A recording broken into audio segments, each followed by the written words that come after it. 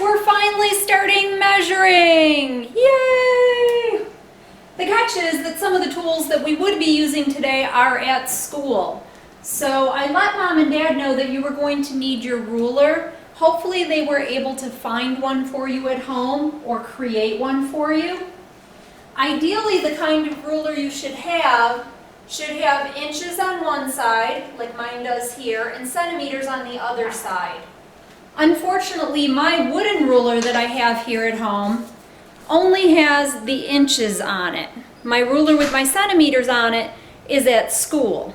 So when we get to the centimeter part, I'm going to have to either go to school to pick up my ruler or I'm going to have to get one. But for now, I have a handy dandy ruler with inches, and that's what we're working on today, so that works out perfectly. The paper in the workbook tells you to take your blocks and to measure using those. If you want to pause the video and make some 1 inch by 1 inch squares and use them for measuring, you can. Okay, what that would look like would be taking each of these squares and lining them up on the object, so like this. Okay, each of my squares is 1 inch. You can see over here on the ruler, see it's 1 inch. And if I measure it on this ruler, it's still 1 inch. If I measure it on this ruler, it's still 1 inch.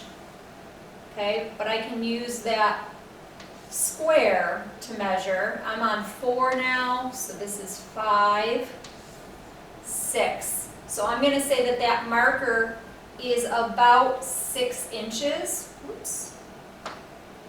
So I'm going to put a 6 there. Then I'm going to use my ruler to measure it. You do not have to do the squares. If you want to just use your ruler, you can. Okay, so I'm going to put my ruler right under that marker, and I can see that it goes up to the number 6, so 6 inches. Okay, up on top we have a golf tee there. That golf tee, I'm going to use this smaller ruler. They're the same size, so it doesn't really matter. This one's just a little easier to move. So I'm going to move that ruler up there, and I can see the golf tee is 1, 2 inches. Okay, I'm going to slide that over, and I'm going to measure with the cubes like the book wants us to. Okay, so it's 1, 2 inches. So you see how whether I use the 1 inch blocks to measure or I use my ruler to measure, the measurements come out the same. Okay?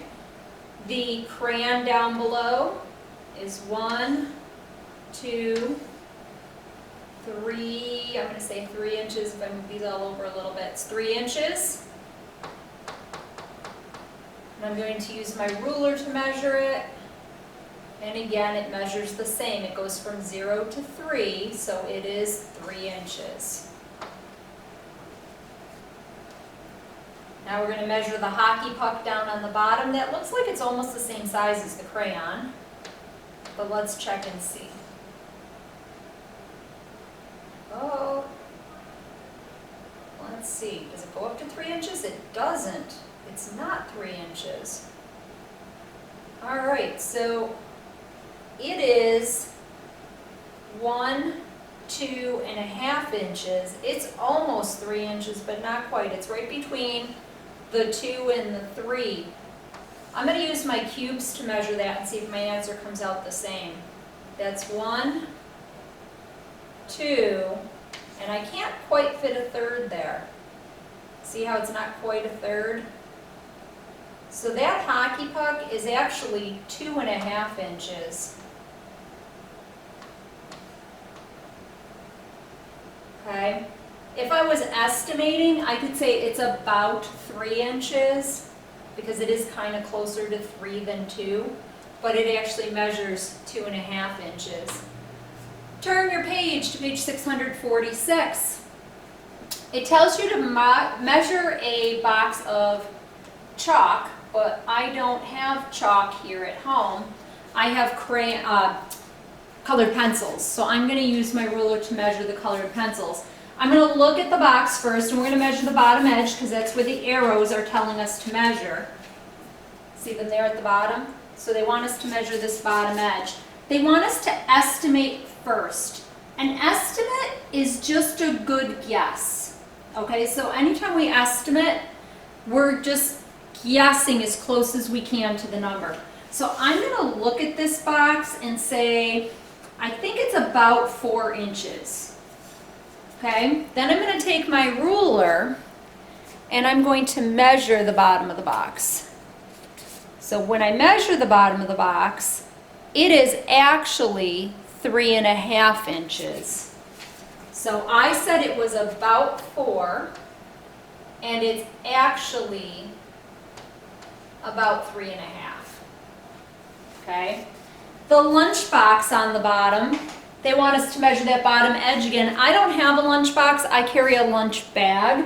So I'm looking at the bottom of this lunch bag, and I'm thinking this looks almost the same length as my ruler. There are 12 inches in a 1-foot ruler. So I'm going to say that my lunch box is about 12 inches. Okay? And then I'm going to put my ruler underneath it, like that. And it is actually 8.5 inches. Can you see that there? See how it's 8.5 inches? It's right between the 8 and the 9. So it is actually 8.5 inches. All right. Was my guess very close on the crayons? If you look at it, I guessed 4 inches and it's 3.5. It's just a little less than 4. So I was pretty close. My guess on the lunchbox was 12 inches and it was only 8.5. So I was off a little bit there. I was 3.5 inches off.